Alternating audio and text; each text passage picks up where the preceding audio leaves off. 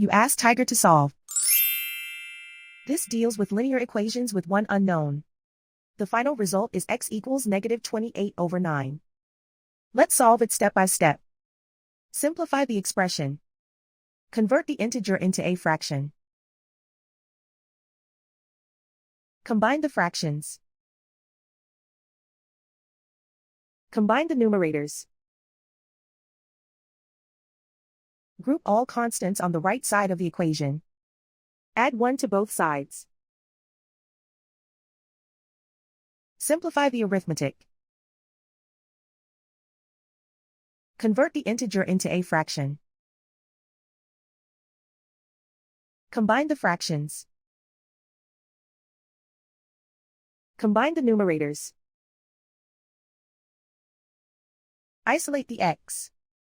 Multiply both sides by inverse fraction 4/3. Group like terms. Multiply the coefficients. Simplify the fraction. Multiply the fractions. Simplify the arithmetic.